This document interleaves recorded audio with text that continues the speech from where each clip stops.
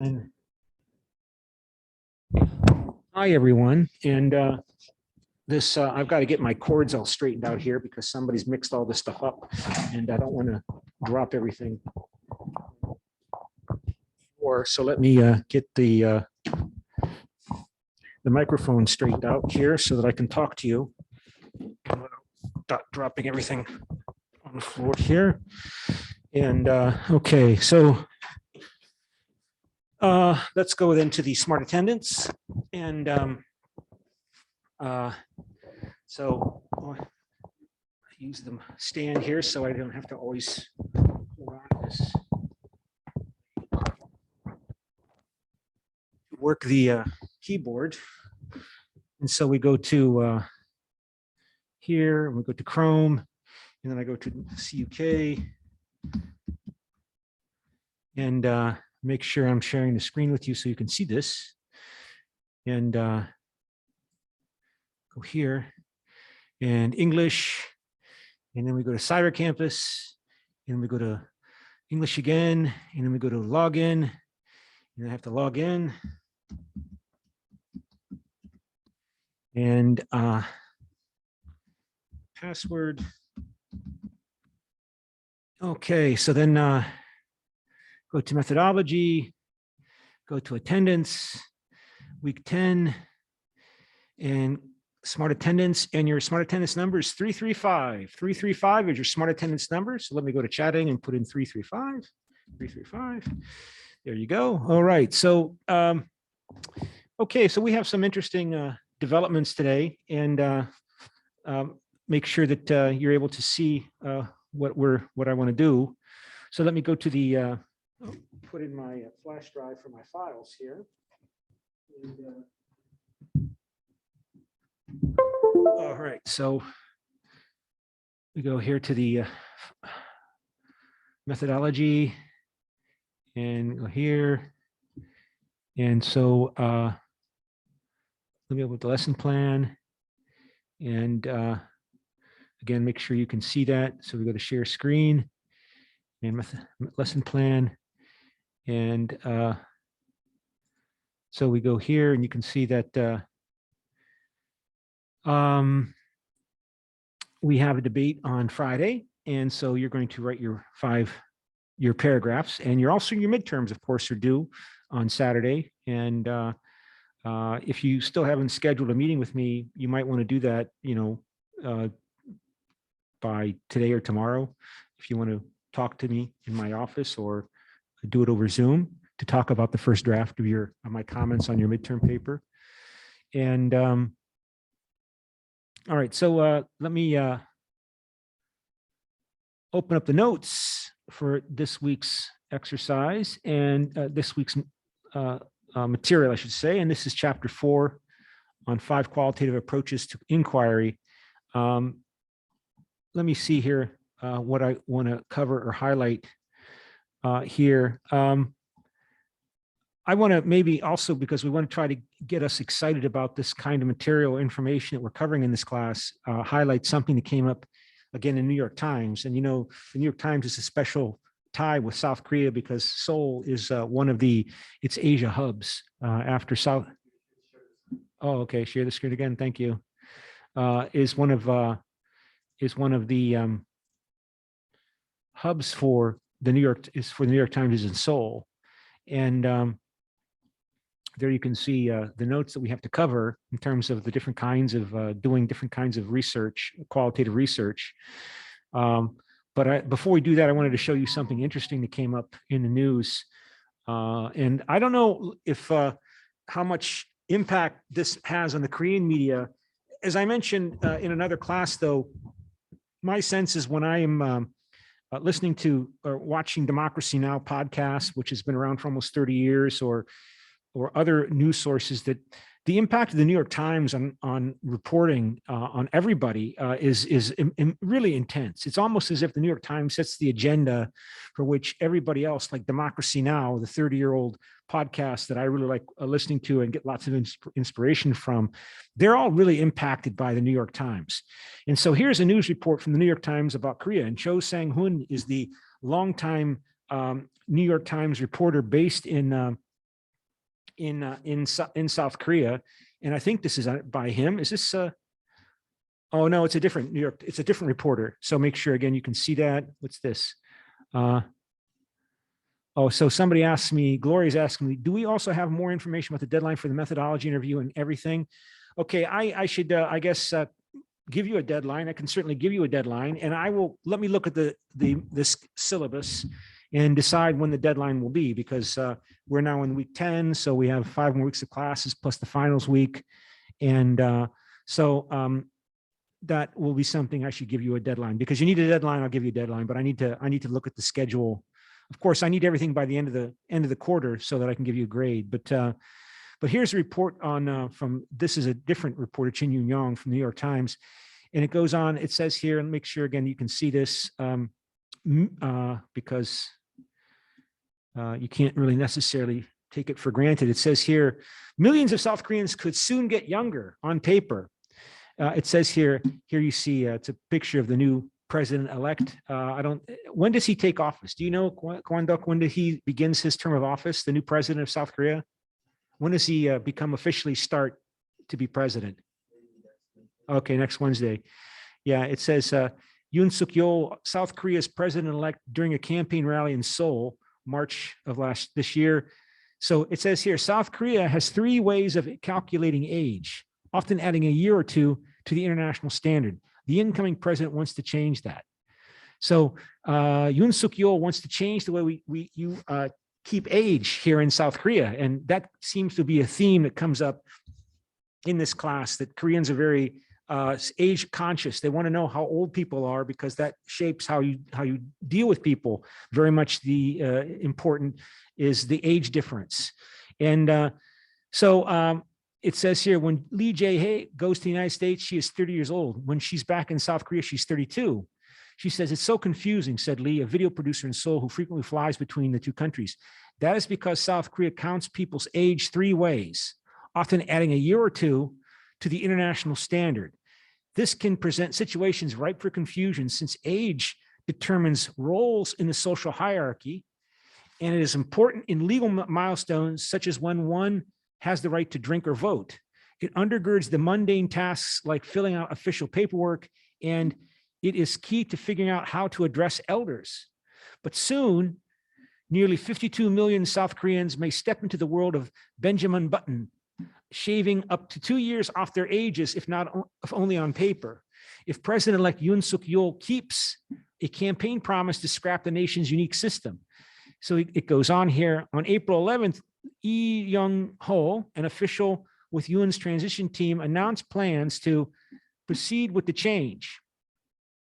Yoon, who takes office in May, hopes to do so by making a change to South Korea's civil code by the end of next year. Lee said the shift would reduce confusion and make communication easier domestically and internationally.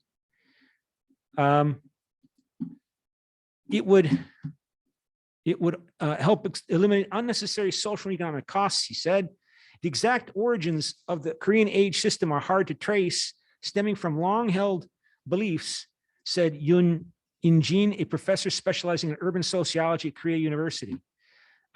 We can't know or remember the origins of our Korean customs, he said. It is just the way we have done things. So bringing to mind, again, Trompenaars and Hampton-Turner's notions of values and attitudes that are just accepted as, well, that's just the way it is. And for people to challenge it can be confusing, not to mention irritating. So it says, here's how the 3 ways of counting age work. First, under the first, most widely used method, often simply called Korean age, people are considered a year old at birth, and they add a year to their age every January 1st. This applies even to an infant son born, say, on December 31st, who would be considered 2 years old the very next day. In other words, the birth year, not the date of birth, determines someone's age. This method is the one most commonly recognized in social situations. The second is the one the rest of the world uses, starting to count from 0 at birth and adding a year on every birthday. So I was born August 5th, 1962, which means I'm 59 years old according to American age, 59. Since 1962, the system has been used in South Korea for most legal and official purposes, such as for medical procedures. But that's not necessarily true, because look what I got yesterday. Well, let me show you what I got yesterday. I got, how old is Ben? And so we opened this up. So I got an SMS message yesterday. And how do I view here? Okay, yeah, just a second. I need to. Okay, so let me show this here. I got this SMS yesterday. So you can see what it says in the translation in Korea Translate. It says, I'm eligible for a 4th dose of COVID-19. It's available to everybody born before, it says here, born before December 31st, 62. But I'm not 60 years old. I'm 59. I was born August 5. So, but I'm eligible for the 4th dose of the vaccine for the second booster shot because I was born before December 1962. Because it says I'm 60 years of age, but I'm not 60 years of age. So here you see a medical procedure still using the Korean system. So I just got this SMS yesterday. So after I'm done with class here, I'm going to go talk to the secretaries to see if I can get my fourth shot. So back to the original report that I was covering.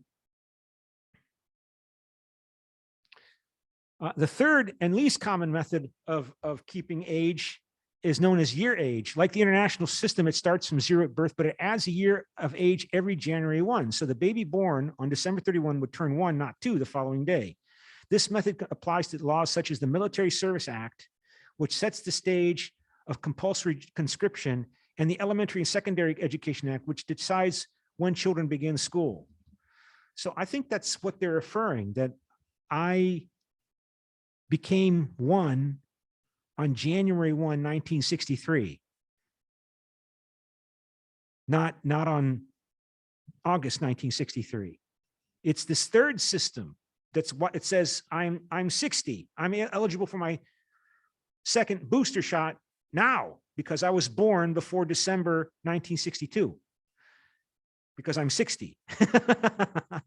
Such age counting methods were previously used in other places with Confucianist traditions, such as China and Taiwan, but South Korea is the only nation that still recognizes them, according to Su Chan-S, a professor in the Department of Sociology at Chungan University in Seoul. And keep that in mind, right? According to the 7 characteristics that are value continua that Trump and Ars Hampton Turner cover in their book, one is the relationship to time.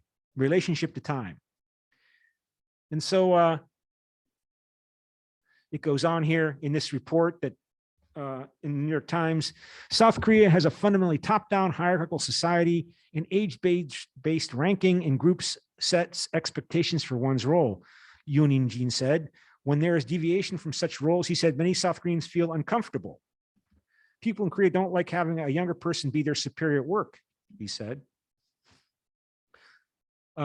Because my upperclassmen were younger than me, they didn't know how to address me. He said, this is a person who started college late. It was confusing and awkward. And I don't think this is the way it was always right. So this person began college a few years later than most. So the people that were his seniors in college, they were younger than him. And this caused some uncomfortableness. Yoon In-jin doubted that abandoning the Korean age system would lead to broader social change anytime soon. From a sociology perspective, customs are so deeply rooted in society that change won't happen overnight, he said. This change is desirable, but we'll have to see. And he said the current system creates nice bonds in other ways, he said. If you change that system, he said, among college freshmen, for instance, there would be some who would be permitted into bars and others who are not under the international age system. If everyone born the same year is the same age, that problem is eliminated, he added, which is interesting. So can you please role play? So everyone in the class is, you're all in the class is a qualitative researcher at CUK interviewing online a Korean student about his proposed change in the Korean system regarding recording age. So what kind of research questions or hypotheses you're going to ask these Korean students? So you're a CUK qualitative researcher and you want to interview Korean students about this age change. So what is the research question that you want to ask? What is the hypothesis or research question you want to investigate? Why are you interested in the Korean reaction to this proposed recording of age? Why is it important for you? And of course, please explain your research question. What is your research hypothesis that you want to test? About maybe, for example, will Korean students or Korean society support it? Do you think Korean society will change to adopt it? And so please come up with 6 questions with which you would begin your semi-structured interview survey instrument. And of course, please explain your questions. What evidence are you seeking through these questions? Okay, so this again is to highlight the importance of having a theoretical framework in your own head that reflects your preferences, your worldview, your situation, what's motivating, driving you to be interested in this topic. And what does your theoretical framework indicate to you that predicts how the Korean people respond to this, right? Would you think Korean people will accept this change? That Yoon Suk-yeol will be able to ram this through? Okay, he's the new president of South Korea. He's a conservative, right? Yoon Suk-yeol, he's a conservative. He won in a close election in which he was the Conservative Party candidate. And one of the big issues in the election campaign was challenging traditional norms and values regarding gender, for example. That the claim that feminist theories and feminist activists are undermining traditional norms in Korean society and somehow threatening the status quo and undermining the status of men in the society, lessening the status of men. So he wants to change. This conservative candidate who was elected in that type of political campaign, defending conservative values, he wants to change the age system that's still in use. I showed you how it's used for me. That's according to the traditional Korean system, I'm 60, but according to the American International Standard, I know I'm 59. I don't turn 60 until August 5th. With real significance, like I was waiting to get my second booster shot. Now I'm supposed to go now, as soon as I can. I didn't realize this. So do you think this is going to happen? Do you think he's going to be able to push this through? If you are a left of center party leader in Korea, can you use this to prepare for the next elections? Are you going to undermine this effort, this campaign? Why is he advocating this change when he's the Conservative Party leader? Why does he want to upend this traditional Korean system when he's supposed to be conservative? These are all really interesting questions. Why is he doing this? What are his expectations about how Korean society is going to respond to his effort to change the age system in Korea? What is going on here? How can we interpret? And you have to interpret it. I have some suspicions. I have my hypothesis. Maybe I'll write them down. I'll participate in this exercise too.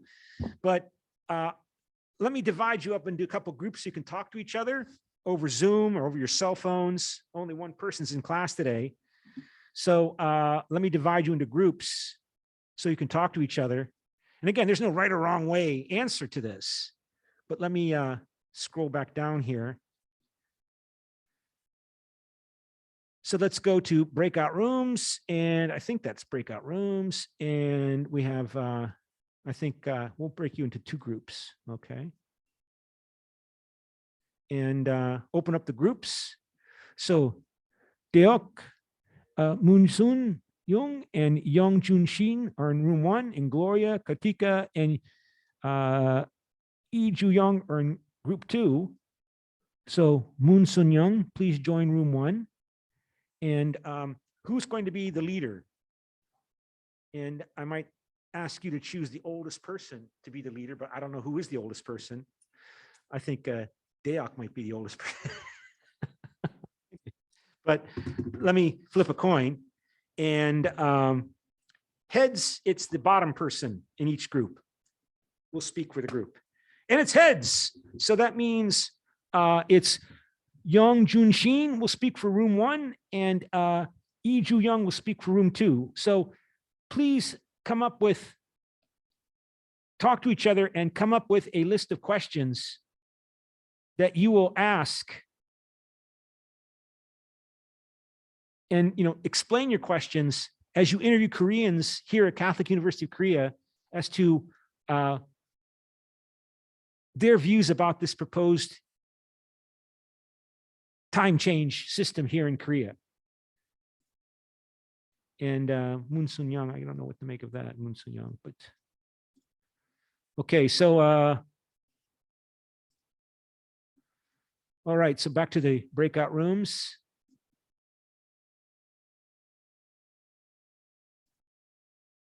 Okay.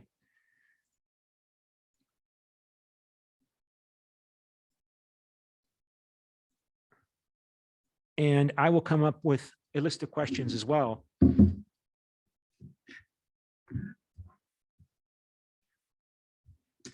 And if your group is not able to come up with questions, then you can come up with questions individually. It's just that I'm going to ask those 2 people to speak first.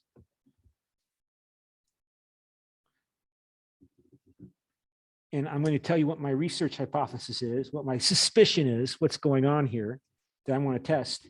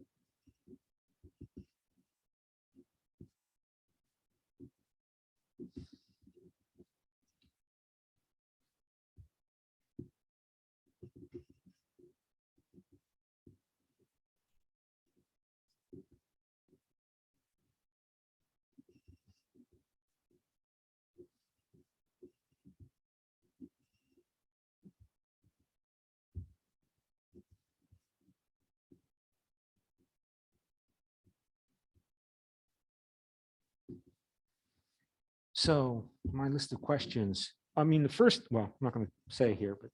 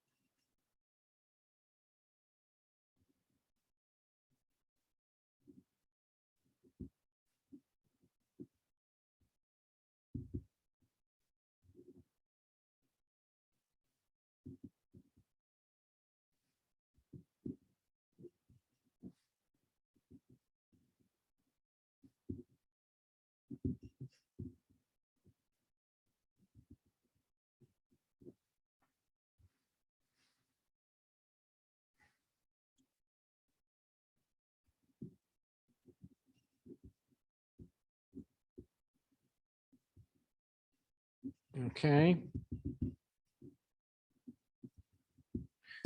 Okay, so I've got my 6 questions in my explanation.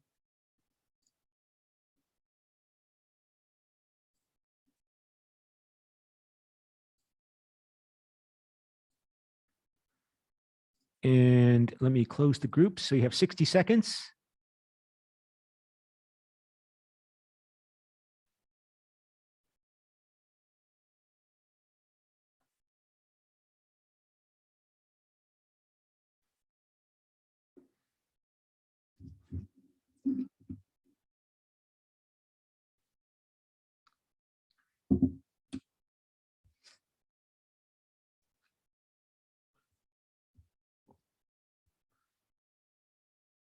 Thirty seconds.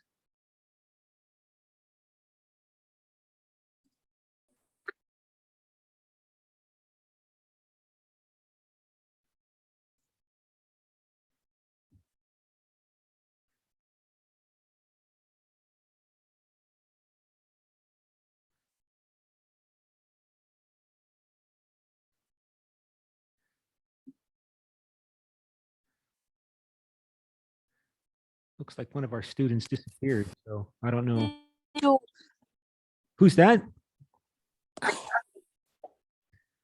Hello? Yeah. Gloria? Yep. Yeah. Okay, so let me flip a coin and see who'll speak first. So it looks like Deok Wan, you're the one on deck for room 1 because the other student disappeared. They're not in the class anymore. So heads, it's Deok Wan, and it is tails. So that will be Lee Ju Young. Lee Ju Young, what is your research idea or question or suspicion that you want to investigate as to this issue about changing Yoon Suk Yeol's proposal to change the age system in Korea? Lee Ju Young. I think I wanna research about what Korean people will gonna react on this issue. So it will gonna if they change age system and society will gonna actually apply it this or not. Is the most biggest question that I want to research. Okay. And do you think it will be successful? Do you think that by the end of his 5-year term, I think the Korean president serves for what, 5 years, that this will happen, that there'll be one time system used in Korea? I think it will be really difficult to actually success this because Korea is really age is really important in Korea, and like when children go to school, they have usually same age, but if the age system changes, their age will gonna like different, so it makes many confusion. So like it will be, so I think it will be really difficult to. You know, you could even make an argument that the Korean age system is actually good for the pandemic because it organizes people more effectively. If you have to wait till everybody's 60, you know, 10,000 people turn 60 every day. August 5th, August 6th, August 7th, August 8th, August 9th, August 10th. It's so much difficulty in record keeping. If you just assume, however, that everybody born before December 31st, 1962 is 1 year old and they are already 60, it makes organizing things a little bit easier. So you can make the argument that the pandemic has illustrated the advantages of the old Korean system, because we can say, okay, everybody belongs to the term in statistics and in And then demography is cohort. It's a Latin term. It's a unit of a Roman legion, a cohort. I belong to this cohort of people born before December 31st, 1962. And then the next cohort emerges, ready for vaccine, for those people born between January 1, 1963 and December 31st, 1963. It's easier to organize rather than keeping track of who turned 60 every, by day over each of the 365 days in the year. Which, is something to think about. Okay. Deok, Guan, what is your research idea that you want to test? Oh, yeah, thank you. Here's the microphone.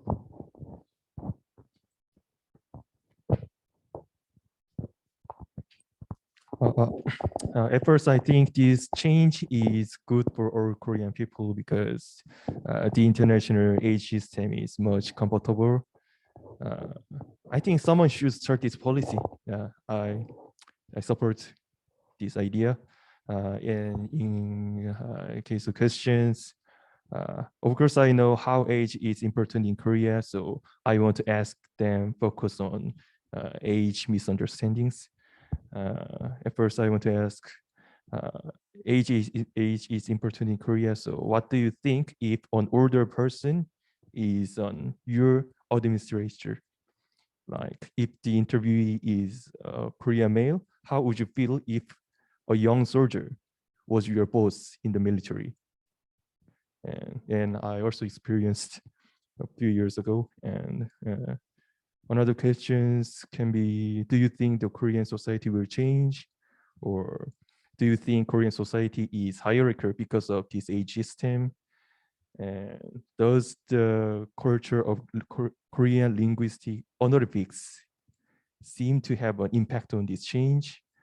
And without knowing each other's age, how do you greet each other for the first time? Okay. Yeah, I'm sorry. Yeah, thank you very much, Derek. I've gotten obsessed with this pandemic issue and the vaccination booster shot schedule. So thank you for bringing us back to the broader issues. It's just that with everybody thinking about the pandemic, if I'm opposed to Yoon Suk Yeol, if I'm a political adversary of Yoon Suk Yeol, I would make this point that the Korean system is part of the success of Korea in battling the pandemic compared to other countries, because it's easier to organize Koreans according to the Korean system to get their shots, for example, to get their vaccinations and so on. And that is a big topic for the whole world for the last 2.5 years. Who's doing the best in battling the pandemic? Who's got the best model for addressing this public health disaster, this global catastrophic disaster? And so, of course, he will have adversaries because that's the nature of politics. Yoon Suk Yeol will have adversaries, and they will point out that this is a bad idea. So question is, why is he doing it? And because I'm in political science and international relations, right? And foreign policy is my particular area of focus. That shapes my research hypothesis. And I think my suspicion that I want to test, my hypothesis that I want to test, is that Yoon Suk Yeol is appealing to international support. That it's, again, going back to this notion of South Korea getting international support as a leader in globalization, as a leader in being modern in terms of global modernization, by bringing Korea into correspondence with the prevailing system in the West, in the United States and the West. And they make the point in this article that Taiwan has already moved away, and so has China. He says South Korea is the only nation that still recognizes them, according to this professor. And so I guess that means that China's already moved to this system, and so has Taiwan. So and so much, of course, of what happens in South Korea seems to me implicitly or explicitly related to North Korea, right? That North Korea and South Korea are in competition with each other, and that they're preparing or presenting different models of what is the better Korea, North Korea or South Korea? And to the extent to which South Korea appears to be the most modern Korea compared to what China and Taiwan and the rest of the world is doing over North Korea would be an advantage that he wants to emphasize in terms of this proposal. Because of course, North Korea repeatedly always argues that it's the true keeper of Korean culture and Korean tradition, that it's the genuine representative of the Korean nation and Korean culture. And of course, South Korea is very sensitive, just like North Korea is very sensitive in terms of explaining why this conservative political figure is proposing such a significant change in South Korea. And it's happened before, right? On other issues.